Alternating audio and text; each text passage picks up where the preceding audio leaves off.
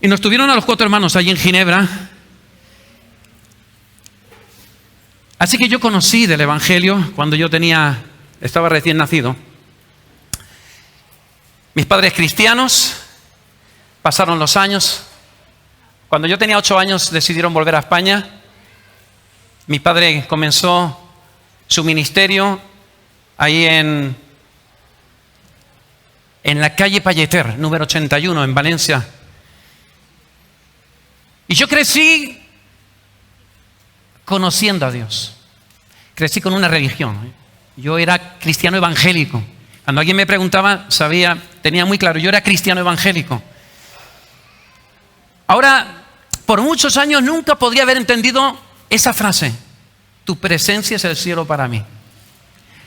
Porque el cielo que yo buscaba, como tantas personas, Andrés lo buscó en sexo, drogas, rock and roll, bueno, eso es lo que dicen muchos jóvenes, supongo que algo así parecido él también. Hay otros que lo buscan en el juego, otros en tener una buena apariencia y agradar a hombres o a mujeres. Vivimos buscando un cielo, todos buscamos un cielo. Quizás porque desde Génesis todo el mundo buscamos el cielo. Ese retorno a una relación con Dios. Aunque mucha gente no lo sabe y le pone otros nombres y se meten a lo mejor en política o se meten en ONGs. Todos buscamos un cielo, pero nadie es capaz de poder sentir que la presencia de Dios es el cielo si tú no le has rendido tu corazón a Dios. En esta tarde estamos muy felices. José, discúlpame antes por llamarte tan coloquialmente. José y Carmen han tomado la decisión, una decisión hermosa, una buena decisión. No es obligatoria, la Biblia no nos dice que lo hagamos, pero hoy vamos a leer un texto en Lucas capítulo 2, donde vamos a ver una presentación. Ahora, cuando la gente presentaba a alguien, no sé si vosotros, José y Carmen, sabéis que la presentación no es como cuando presentas a un amiguete y le dices: mira, te presento a mi mujer, a Trini, este es Pepe. No es así. La presentación delante de Dios es una entrega. Es como coger algo que es tuyo y dejarlo en manos de otro. La cosa se va poniendo fea. Uno tiene que estar realmente convertido para hacer algo así. Yo me acuerdo cuántas veces Dios nos ha hablado. Le ha hablado a Esther sobre las misiones. Y a mí eso siempre me ha llenado de orgullo. Mariluz y a mí nos hace feliz que nuestros hijos sirvan a Dios hasta la muerte. No hay mejor cosa que unos padres puedan esperar de sus hijos, al menos para nosotros. Pero cuando se han casado mis 2 hijas, Ainhoa y Esther, en ese orden, sabiendo que Ainhoa también tiene en su corazón las misiones, que Israel también tiene en su corazón las misiones, están solo ahora mismo que se han casado, que han dejado, como dicen coloquialmente, el nido, que soy consciente de lo que significa que tus hijos se marchen, que empiecen una nueva vida, que comiencen una nueva etapa. Y yo, abrumado como nunca, le decía a Dios llorando: Señor, hoy me doy cuenta que no estoy preparado para perder a mis hijas, a mis hijos. Es la primera vez que sentía como que el corazón se me arrancaba, pensando si mañana salen de misiones. ¿Quién sabe si los vuelvo a ver? Y le decía a Dios: Dios, todavía no, aguanta. Siempre, conforme han ido creciendo, he dicho: qué bueno, qué bien. Los veo así, que van caminando en el Señor. Qué bueno cuando han empezado esa escuela, el seminario bíblico. Qué bueno que ahora van a empezar, decía yo el año pasado, hoy ya no tanto, que van a empezar la escuela de misiones. Hoy le digo al Señor: Señor, aguanta.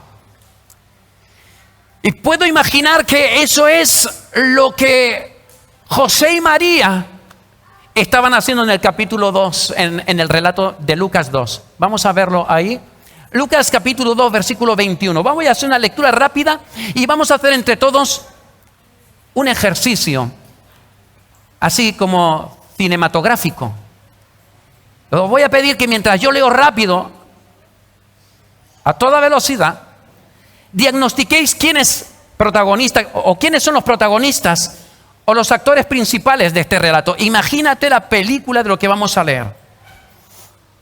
Nos encontramos a José y a María listos para hacer lo que hoy José y Carmen quieren hacer con Nayara. Y por cierto, ¿puedes dejar tranquila a Nayara? Te veo a ti, José, así pendiente, muy preocupado. Aquí sabemos lo que es tratar con niños, así que podéis estar tranquilos que no pasa nada. Así que leemos el texto bíblico. Dice, cumplidos los 8 días para circuncidar al niño, le pusieron por nombre Jesús, el cual le había sido puesto por el ángel antes que fuese concebido. Y cuando se cumplieron los días de la purificación de ellos, de José y de María, conforme a la ley de Moisés, le trajeron a Jerusalén para presentarle al Señor. Como está escrito en la ley del Señor, todo varón que abriere la matriz será tal. Versículo 24, y para ofrecer conforme a lo que se dice en la ley del Señor, un par de tórtolas o 2 palominos. Si lo quieres ver más claro, lo tienes en Levítico. Versículo 25, y aquí había en Jerusalén un hombre llamado Simeón, y este hombre justo y piadoso esperaba la consolación de Israel, y el Espíritu Santo estaba sobre él, y le había sido revelado por el Espíritu Santo que no vería la muerte antes que viese al ungido del Señor, y movido por el Espíritu vino al templo, y cuando los padres del niño Jesús lo trajeron al templo para hacer por él conforme al rito de la ley, él le tomó en sus brazos y bendijo a Dios diciendo, ahora Señor, despide a tu siervo en paz conforme a tu... ¿Cómo decir, Señor, ya me puedo morir tranquilo? Porque han visto mis ojos tu salvación, la cual has preparado en presencia de todos los pueblos, luz para revelación a los gentiles y gloria de tu pueblo Israel. Y José y su mamá estaban maravillados de todo lo que se decía de él. Estaban alucinando. Esto no es bíblico, pero así como ellos estaban, digo yo. Y lo bendijo Simeón y dijo a su madre María, he aquí, refiriéndose al bebé que tiene en sus brazos, puesto para caída, está puesto para caída y para levantamiento de muchos en Israel y para señal que será contradicha. Y una espada traspasará tu misma alma, le dice nada menos a la pobre madre, para que sean revelados los pensamientos de muchos corazones. Estaba también allí Ana, profetisa, hija de Fanuel, de la tribu de Aser, de edad muy avanzada. Yo diría que muy avanzada. De la gente que uno pensaría que se le ha pasado el arroz ya de largo mucho tiempo. Y era viuda, tenía 84 años y se apartaba del templo, y no se apartaba, lo contrario. Y no se apartaba del templo sirviendo de día y de noche, con ayunos y oraciones. Presentándose en la misma hora, daba gracias a Dios y hablaba del niño a todos los que esperaban redención en Jerusalén. Hasta aquí. ¿Ha ido rápido? ¿Quién es el protagonista de este relato, de esta película? Un protagonista que además no va a tener nada que decir. ¿Quién es el protagonista? Pero decirlo, tranquilo, que no pasa nada si te equivocas. ¿Quién es el protagonista principal? ¿Cuál es la razón de ser de este evento? Nayara. En este caso será Nayara, pero en ese momento es Jesús. Es un bebé que le ponen por nombre Jesús. Segundo de los protagonistas, o podríamos decir actores principales. ¿Quién sería el otro actor principal? Fuerte. Simeón. Seguro que no lo llaman así por nada del váter. Era el nombre que tenía este hombre. Y lo vamos a dejar como el segundo protagonista. Vamos con el tercero. ¿Quién sería el tercer protagonista? ¿Quién? Ana. Oí por allí Ana. Ana, tercera protagonista. Esta mujer, si algo podemos decir de ella, es que tenía muchas arrugas. Era casi una calcamonía. Yo le he echado cuentas, teniendo en cuenta que había estado conviviendo con su marido hasta que falleció 7 años, y dice que tenía 84 y 7, hacen 91, y las personas en aquel tiempo se desposaban por la edad de 15 años. Esta mujer tenía 106 años por lo menos, 106 años. Así que esta se queda con el título de tercer protagonista. ¿Hay algún protagonista más en esta historia? Fuerte. No oigo nada. Los padres. Estoy sordo, así que por favor, disculpadme hablar fuerte. Los padres serían los últimos protagonistas y de hecho los vamos a dejar ahí a la cola. Así que vamos a empezar hablando de este bebé. Este bebé tenía un nombre, como todos nosotros aquí. No tenía nada de especial, tenía un nombre. Tenemos a José, a Carmen, a Pepe, a Fernanda, muchos nombres. Pero lo primero que quiero puntualizar es que el nombre de Jesús no se le puso por casualidad. No fue un nombre, no era un simple nombre. No se eligió al azar. No se pusieron a discutir como muchos matrimonios. ¿Cómo le vamos a poner a nuestro hijo cuando nazca? No. Hay un nombre elegido, pero no elegido por cualquiera. No era un nombre de tantos. Y eso lo podemos considerarlo al leer el final del versículo 21. Dice, el cual le había sido puesto ¿por quién? Por el ángel.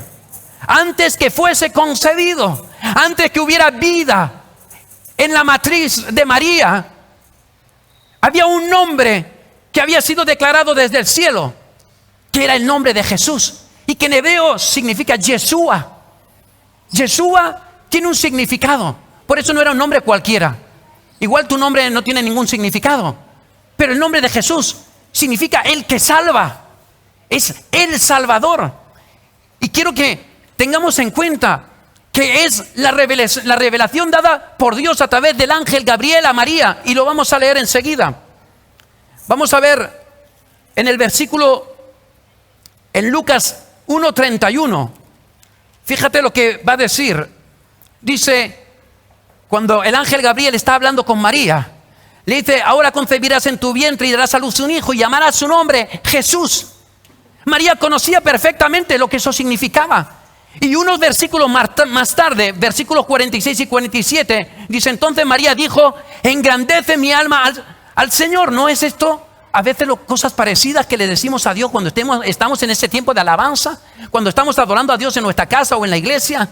Y ella sigue diciendo, y mi espíritu se regocija. ¿En quién se regocijaba el espíritu de María? En Dios mi Salvador. ¿Sabes de quién está hablando María? Está hablando de la criatura que va a concebir en su vientre. Está reconociendo, a diferencia de lo que piensa la Iglesia Católica, está reconociendo María que su salvación depende de Jesús, de la propia criatura que tiene dentro de ella. Es paradójico, es increíble, pero fíjate también ese término, en Dios mi Salvador. Es decir, que María es consciente que esa criatura que va a nacer en su vientre no es una persona cualquiera, no va a ser un bebé cualquiera, va a ser nada más y nada menos que Dios hecho carne. Ella es consciente porque el Espíritu Santo se lo muestra. Vamos a pasar, vamos a ir de vez en cuando al Evangelio de Mateo, puesto que solamente 2 de los evangelios, de los 4 evangelios, nos van a hablar de ese momento del nacimiento de Jesús, incluso de antes, en el caso del Evangelio de Lucas, donde se nos habla también de su primo, que nacería 6 meses antes. ¿Todos sabéis cómo se llamaba su primo? ¿Cómo se llamaba el primo de Jesús? Juan el Bautista. Bien, vamos a ver cómo en el capítulo 1, versículo 21, un ángel se le aparece a José y le dice, y dará a luz, hablando de María, un hijo, y llamarás tú su nombre Jesús. Y aquí lo deja muy claro, por si había alguna duda, porque él salvará a su pueblo de sus pecados. Qué tremendas palabras del ángel. Está declarando que ese ser que va a nacer, y donde José no ha tenido nada que ver en la concepción, va a ser nada más y nada menos que el Salvador del mundo. Y por si eso no fuera suficiente, nos vamos 2 versículos más adelante, dice, y he aquí una virgen concebirá y dará a luz un hijo, y llamará su nombre Emmanuel, que traducido es ¿qué? Dios con nosotros. no solamente es el Salvador, es que el Salvador no es un revolucionario, no es un tío grande, no es un hacedor de milagros solamente. Es nada más y nada menos que Dios hecho carne. Es ese Dios bajado a la tierra en una forma tan indefensa como la de un bebé. ¿Sabes? En este relato se nos recuerda que Jesús contaba con 8 días. Qué tierno, qué indefenso es un bebé con 8 días. Hoy estamos presentando a Nayara. Ella ya tiene unos cuantos más. Pero en este caso, 8 días es lo que tenía el Salvador. El Salvador del mundo, Yeshua. Vamos a recorrer todos los protagonistas, así que nos vamos a ir al segundo de nuestros protagonistas. Y es Simeón. Yo diría que si hay algo que sorprende en este relato, es que a Simeón no se le presenta. De Simeón no se dice quién es. No se dice qué pinta en el templo. Simeón parece que no importa realmente cuál es su posición, cuál es el título o su puesto en el templo. Pero todos sabemos por el contexto que Simeón tenía que ser un sacerdote del templo. Y yo creo que es algo de tener en cuenta, que no se le describe por lo que es, sino por su carácter. No se describe por nada de fuera, sino por lo que hay dentro de su corazón. Y se nos dice que este hombre, que su interior era un hombre especial. Era un hombre justo, piadoso y lleno del Espíritu Santo. Qué 3 cualidades más increíbles. Simeón es un hombre que vive cerca de Dios, que tiene una relación con Dios, no una religión. Como yo ayer les decía a los niños haciendo de payaso, Jesús no vino a establecer una religión. Jesús vino a traer una relación entre el hombre y su Creador. Este hombre, Simeón, era un hombre que vivía intensamente y apasionadamente esa relación con Dios. Era un hombre íntegro y tenía un anhelo. ¿Sabes cuál era el anhelo de Simeón? Y era un hombre también pasadito de años, un hombre mayor, no sabemos qué edad, pero era mayor. Pero sabemos que él tenía un anhelo antes de morir. ¿Sabes cuál era? Quería conocer al Salvador. Quería poderlo ver, quería poderlo tocar. Y el Espíritu Santo le revela, como es un hombre que vive cerca de Dios, le revela. Algunas personas dicen, ¿por qué fulanito Dios se revela y le dice y le cuenta y a mí nada? Pues quizás porque tú no vives cerca de Dios. Quizás porque tu vida no refleja el amor de Dios.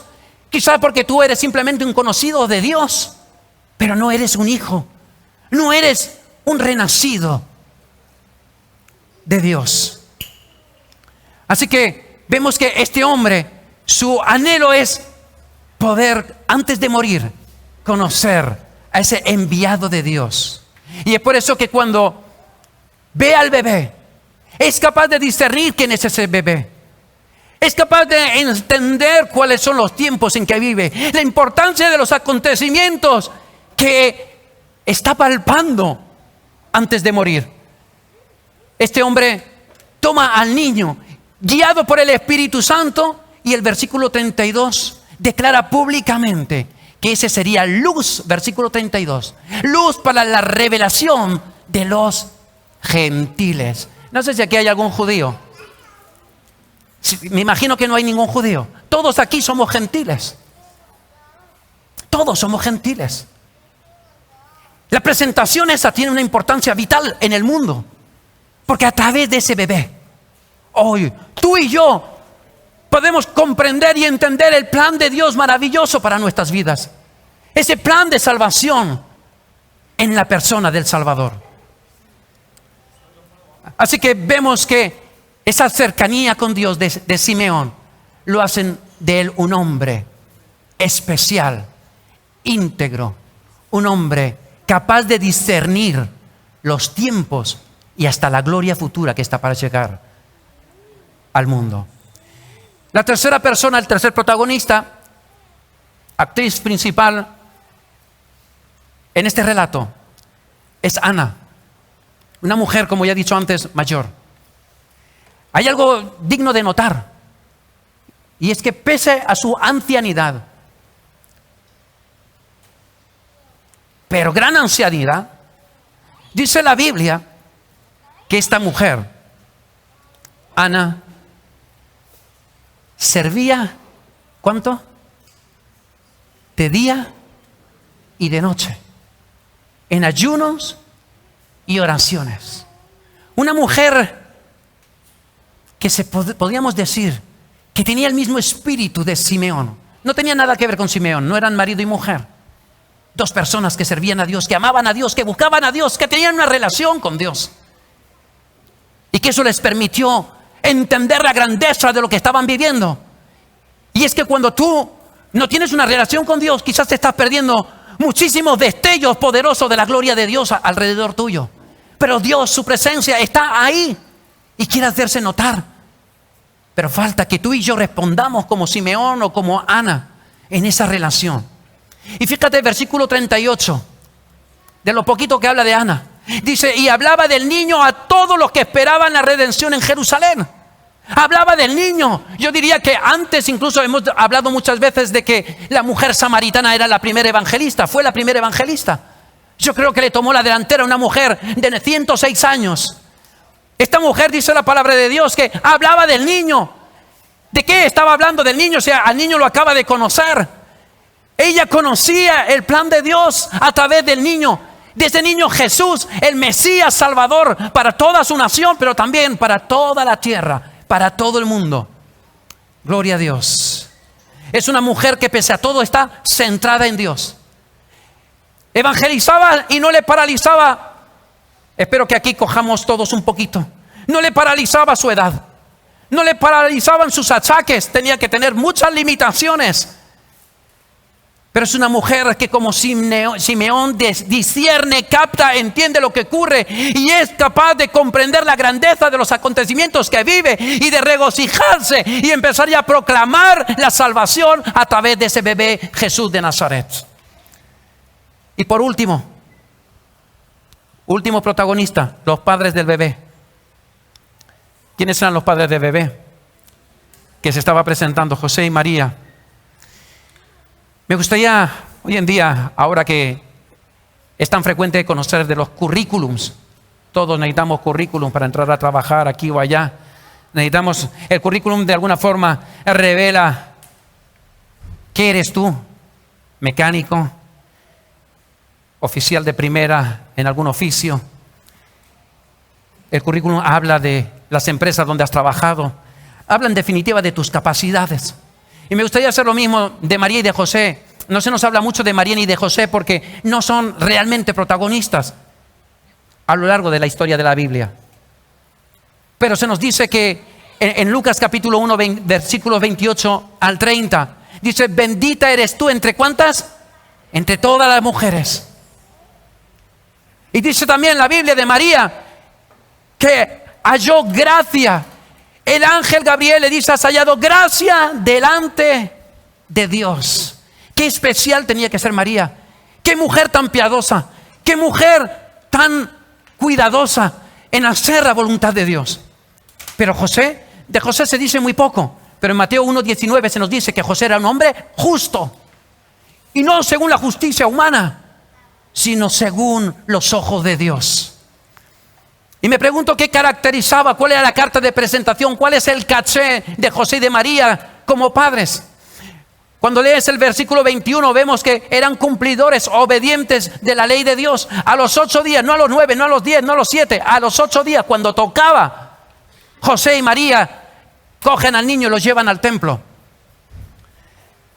Dice el versículo 22, tras cumplir la purificación de ellos, de José y de María, estaban siguiendo al pie de la letra todas las instrucciones de la ley de Dios dada a Moisés y que contemplamos en ese Pentateuco, en esos 5 primeros libros de la Biblia.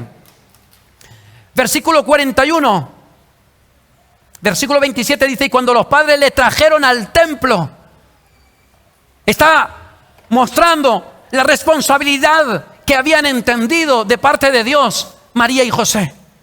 Ellos los llevan al templo. No dejan que los lleve un vecino. Ellos son los portadores de ese bebé. Versículo 41 dice, ya va más allá de lo que hemos leído al principio. Dice que iban los padres todos los años, ¿a dónde?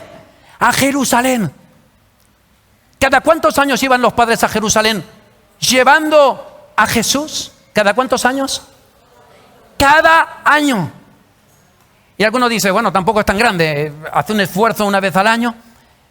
Escucha, José y María habían estado enseñando a Jesús el significado de lo que era la Pascua. Cómo Dios libertó al pueblo de Israel tras 400 años de esclavitud. Cuando tú sigues leyendo, ves que dice que, versículo 46, Jesús con 12 añitos estaba sentado en medio de los doctores de la ley, oyéndoles y preguntándoles. Y yo te pregunto a ti, ¿de dónde sacó Jesús el conocimiento para discutir con doctores de la ley, hombres hechos y derechos, con pelo en el pecho y todo eso? ¿De dónde había sacado Jesús esa información?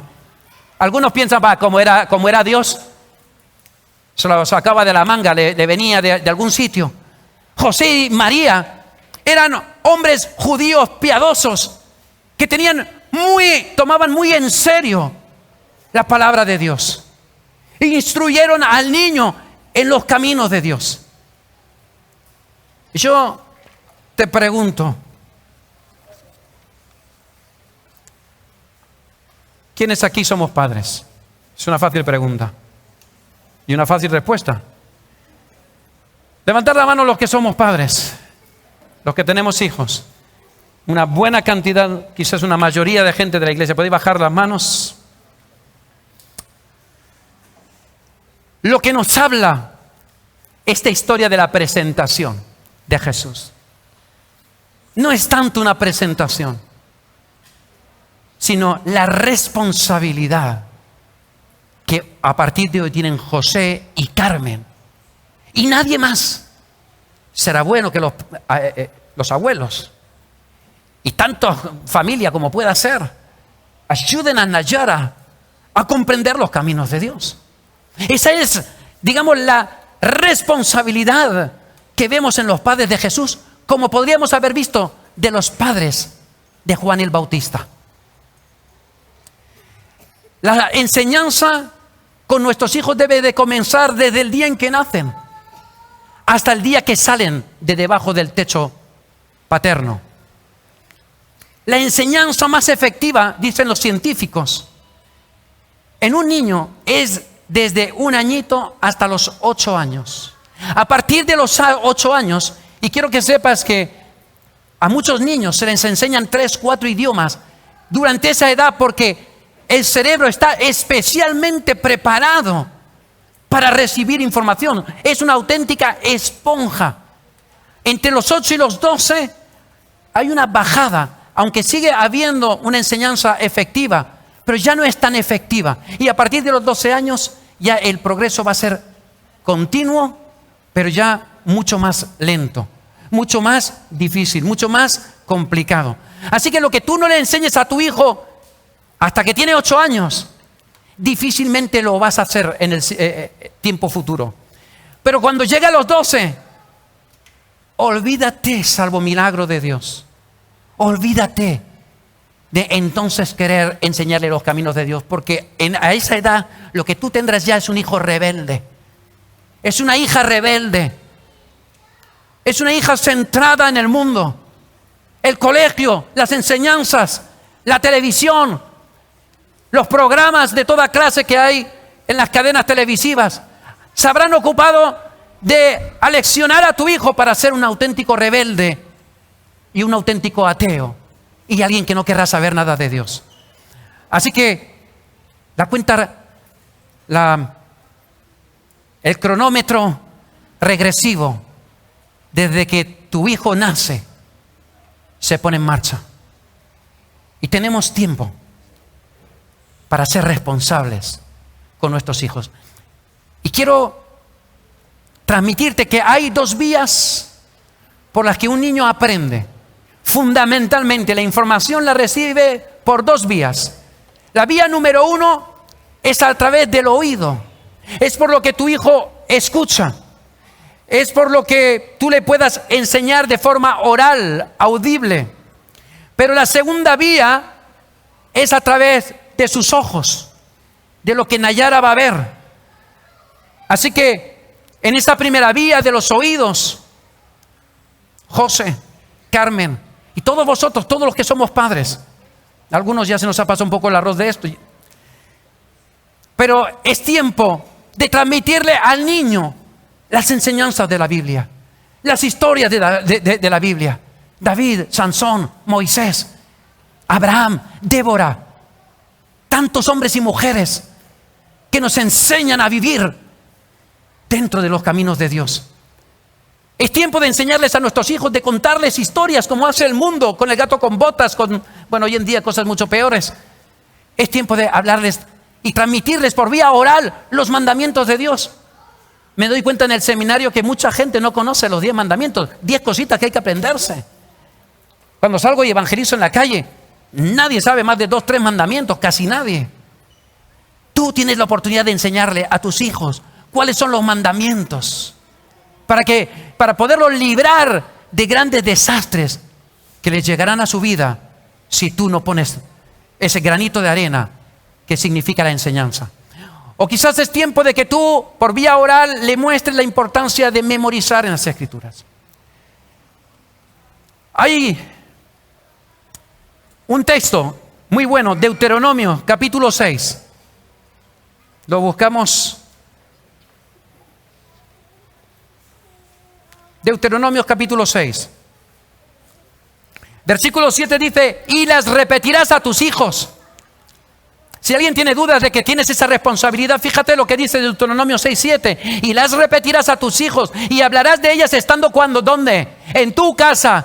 ¿Y cuándo más? Y cuando estés por el camino, de viaje, al acostarte, cuando te levantes. Dicho de otra forma, utiliza tiempo de calidad para tus hijos y háblales y transmíteles y repíteles y no te canses de transmitirles la palabra de Dios. Enséñales a orar cómo se habla con Dios, no como si fuéramos papagayos, no repitiendo algo sin sentido, sino que el niño en su más tierna infancia sepa que Dios le escucha, que Dios es real, que está a su lado, que tiene su oído puesto al lado de su boquita y que escucha más el lenguaje de su corazón que incluso de sus palabras. Enséñale lo que es la práctica cristiana. A veces podemos transmitirle Biblia, pero los niños como los adultos necesitamos muchas veces, ¿verdad?, que nos pasen la teoría a la práctica. Sí, Jesús nos perdonó, pero tenemos que enseñarles a los niños que tienen que perdonar a su amiguito del colegio que les robó el bocadillo. Tenemos que enseñarles que tienen que perdonar la patadita que se le escapó al vecinito. Tenemos que enseñarles lo que es respeto y educación, cómo se tienen que tratar a los mayores. Eso lo tenemos que hacer los padres, no el colegio. Tenemos que enseñarles lo que es la compasión, lo que es vivir en unidad, lo que es la cooperación, la honradez. Pero la segunda vía es la vista. Si José y Carmen le enseñan a Nayara todas estas cosas, las enseñanzas bíblicas le enseñan a orar, cómo relacionarse con Dios, si le enseñan cómo vivir una vida práctica cristiana, pero resulta que Nayara no ve el ejemplo en sus papás, ¿qué va a pensar ella? Sabes, el ser humano aprende especialmente por la imitación. ¿Cuántos padres hemos visto a algunos de nuestros hijos intentando afeitarse? A lo mejor algunos han hecho algún corte porque lo han visto en sus papás. Y el niño anhela ser como papá. Papá y mamá se convierten en héroes, superhéroes, más allá del Capitán América. Ven en sus papás como la fuente de los recursos, como los todopoderosos. Y lo que hace papá y mamá está bien. Para ellos, para un niño, papá y mamá son perfectos. Así que tú le puedes contar todo lo que quieras, enseñar todo lo que quieras de la Biblia. Pero si los niños te ven a ti criticar, ¿cómo tú después le vas a llamar la atención y le vas a decir que criticar es pecado? Si tú le estás enseñando que debe de perdonar, pero tú no eres capaz de perdonar una crítica de tu hermano, ¿cómo crees que va a crecer Nayara? Con falta de perdón en su corazón. Si le estás hablando de honradez, pero tú estás vendiendo algo a un precio que no corresponde, como dice la Biblia, está utilizando distintas pesas fraudulentas. ¿Cómo va a crecer un niño si no es en la deshonra? Si no es viviendo también como le dé la gana. Quizás sí, Nayara será mayor y parecerá una gran cristiana, pero su destino final será el infierno. ¿Y de qué habrá valido el tiempo que invertiste en hablarle de Dios? Los padres, tú y yo, tenemos que ser ejemplo de Dios. Tenemos que poder decir como San Pablo: sed imitadores de mí como yo lo soy de Cristo. Cada papá y cada mamá, sin ser perfectos, nadie lo somos. Tenemos que poder hablar en esos términos a nuestros hijos. Para poder enseñar a nuestros hijos debemos tener una relación con Dios. Me gustaría, lo seguimos teniendo ahí, pero vamos a retroceder 2 versículos. Para tú poderle repetir a tus hijos, mira lo que te dice Deuteronomios, versículos 5 y 6. Dice: y amarás a Jehová tu Dios, ¿cómo? Con todo tu corazón. ¿Y qué más? Y con toda tu alma, tu interior, y con todas tus fuerzas. Y Mateo dice: y con toda tu mente.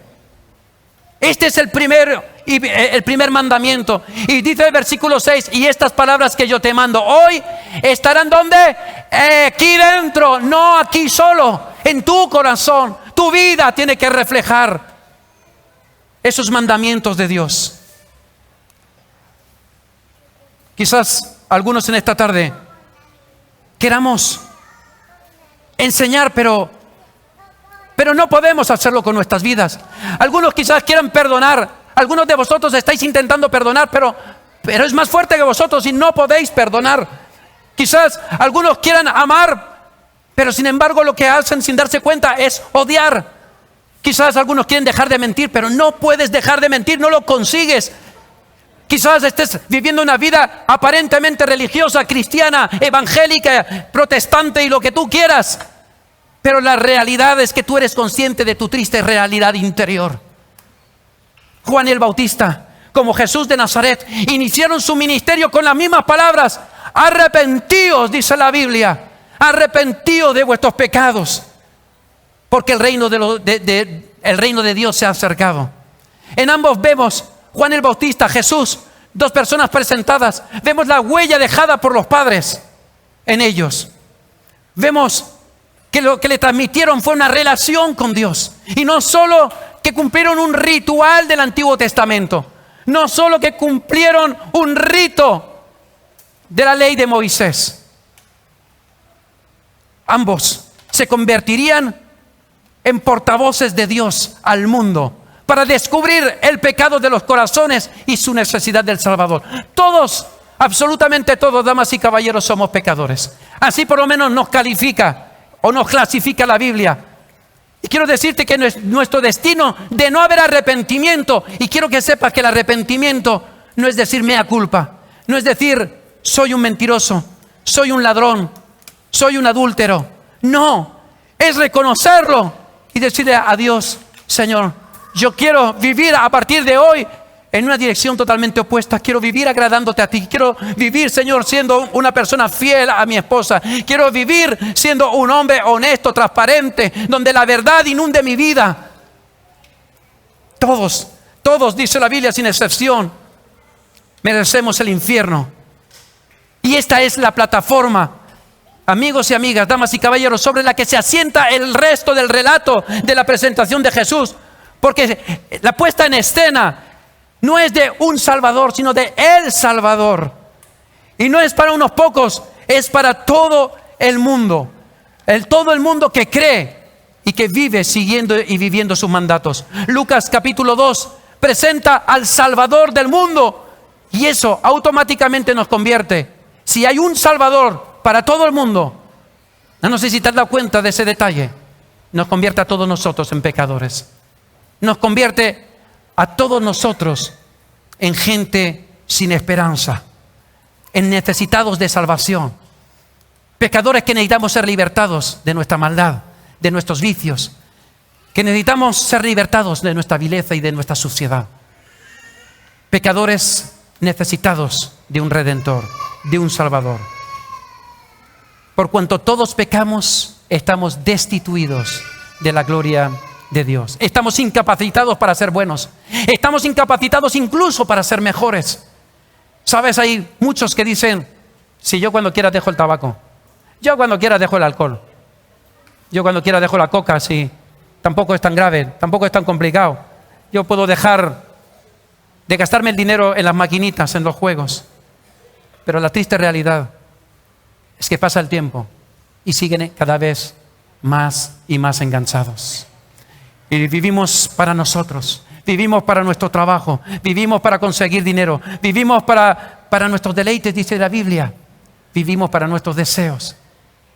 Y sabes, nos convertimos en nuestro propio Dios. Y el primer mandamiento de la ley de Dios, ¿sabes cuál es? No tendrás dioses ajenos. La Biblia nos dice que todos hemos fallado en nuestra responsabilidad con nuestros hijos, salvo que hayas entendido que Jesús es el Salvador de tu vida, que tú necesitas redención, que necesitas su misericordia. Hoy, si tú quieres ser un buen padre, la única opción que tienes es entregarle tu vida a Jesucristo. No tienes otra opción, no hay otra forma. No puedes limpiar tu corazón con ningún producto. No hay nada que te pueda restaurar. Como Jesús le dice a Nicodemo, tú necesitas nacer de nuevo. ¿Y sabes cómo se nace de nuevo?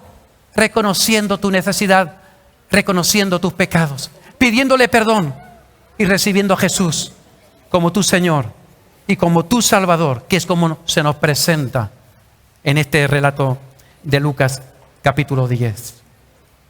Si queremos transmitir de Dios a nuestros hijos, debemos de hacer como Simeón, como Ana, como tantos padres, como los padres de Jesús o de Juan el Bautista. Debemos de vivirlo primero. Debemos de experimentar a Dios en nuestro corazón. Debemos de vivir apasionados por Dios. Debemos de disfrutar de su gracia para poder transmitir a nuestros hijos lo mejor. Y lo mejor se llama Jesús de Nazaret. Gloria a Dios.